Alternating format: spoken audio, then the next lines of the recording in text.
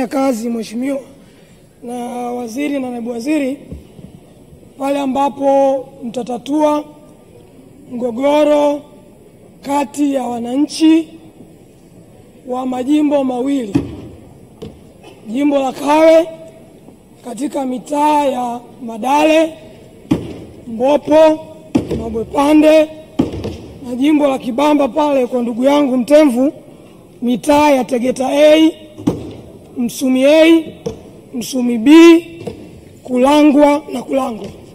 Kwa huu mgogoro wewe ni waziri wa tatu.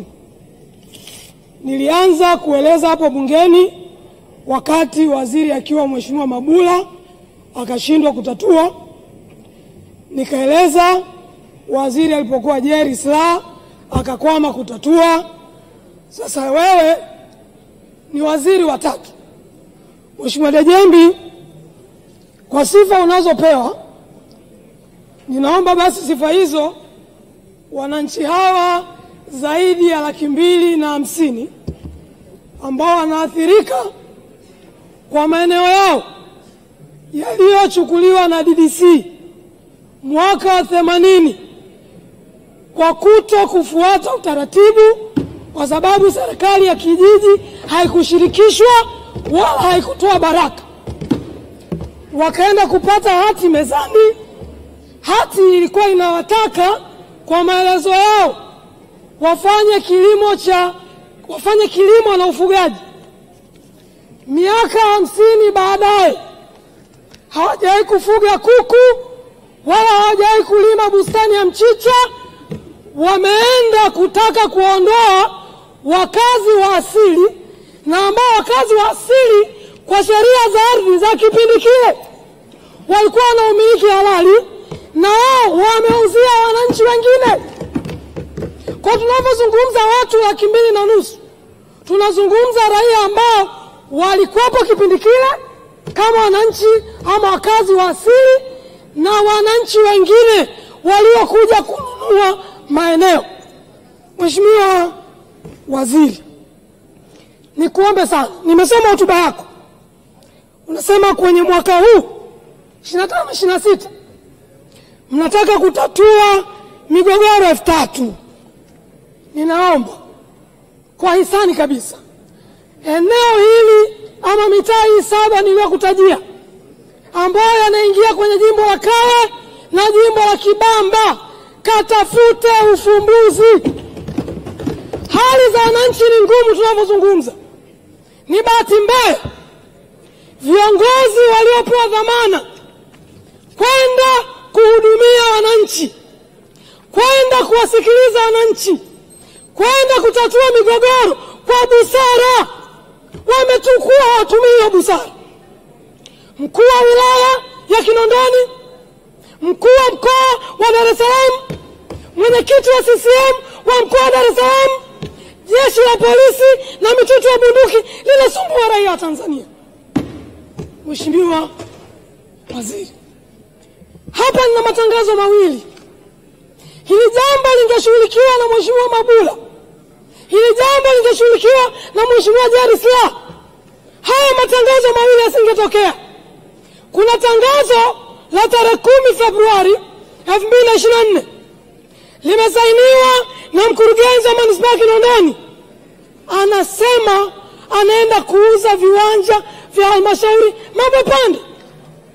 Tangazo la pili tarehe 9 Mei 2025 limesainiwa na Shedrack Maximilian, anaenda kuuza maeneo. Na mbaya zaidi, watu wamejenga nyumba zao, watu wana viwanja vyao, viwanja vyenye nyumba na viwanja ambavyo havina nyumba vinauzwa wakati wananchi wako ndani ya ardhi yao. Hii ni nchi huru. Ardhi ya Tanzania ni mali ya Tanzania. Mheshimiwa Rais amepewa dhamana. Tunaomba usaidie kumaliza huu mgogoro. Mheshimiwa, taarifa Mheshimiwa. Mheshimiwa Naibu Spika, anazungumza nusu vizuri, nusu haijakaa vizuri. Na kwa sababu kanishirikisha nao nafasi ya kumpa taarifa.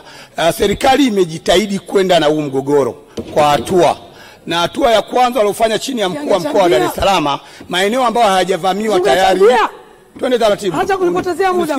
Maeneo ambayo hayajavamiwa katika eneo hilo, Mheshimiwa Naibu Spika, tayari serikali imetangaza wananchi waombe wapewe, lakini maeneo ambayo yamevamiwa serikali imetoa maelekezo tayari wananchi walipie kwa square mita shilingi 3,000 badala ya yale ambayo hajavamiwa square mita ni 15,000. Unaweza kuona tofauti hapa serikali iliyofanya. Waheshimiwa, tunaendesha bunge kwa kanuni. Taarifa ni sehemu ya haki ya mbunge ndani ya bunge. Na msemaji anapewa taarifa, jibu lake ni moja tu, kukubali taarifa au kuikataa na endelea na shughuli zake. Mheshimiwa, haina haja kutupiana maneno, haina haja kugombana, wala haina haja jambo lolote. Ndio kanuni zinaposema. Na Mheshimiwa Halima, wewe ni mwanasheria. Hizi kanuni tumetunga pamoja. Endelea. Mheshimiwa Naibu Spika, sipokei taarifa na ninamshauri mbunge. Acha upokee taarifa, endelea. Sipokei taarifa. Ushauri wangu ni kwamba akasome nyaraka zote za historia ya mgogoro huu, aende shule akajifunze. Mimi ni mbunge wa mwaka wa 20 sasa. Siwezi kusimama bila kuwa na nyaraka ya kuonyesha historia ya mgogoro ulitoka wapi mpaka tumefika wapi.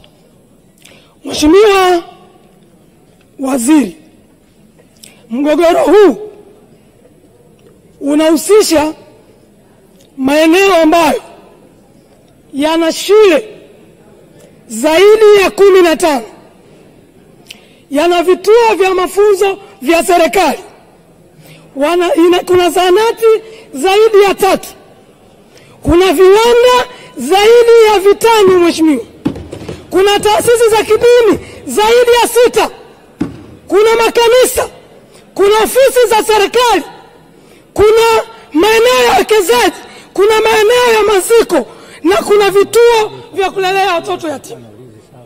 Kwa ni eneo ambalo linahusu ekari zaidi ya 5,000. Kwa nimalizie, juzi wananchi walikuja wakakuona wizarani, umewaahidi wananchi utaenda kwenye maeneo husika kati ya tarehe 2 mpaka tarehe 7 mwezi wa 6. Wananchi wameshajitangazia huko kwamba waziri wa ardhi unaenda kuwatembelea. Ninaomba ahadi yako itimie, ukatatue mgogoro. Ushauri wangu mwingine, Mheshimiwa Waziri, ushauri wa bure kabisa, nenda sikiliza pande zote. Watu ambao wanashiriki kukandamiza wananchi sasa hivi, wakijua na ziara, watakuwa wakupotoshe. Sikiliza upande wa serikali, sikiliza upande wa wananchi, upate kweli haki itendeke. Jambo la mwisho, tunalalamika hapa na naomba waziri utujibu. Tarehe 2 Februari 2022 Benki ya Dunia iliingia mkataba na serikali. Kengele yako ya pili shapigwa. Mengine mwandikie waziri. Ndio utaratibu wa bunge. Hata mpira kufika dakika 90 kama mfungwa moja hujarudisha ndo basi tena. Mheshimiwa Jessica.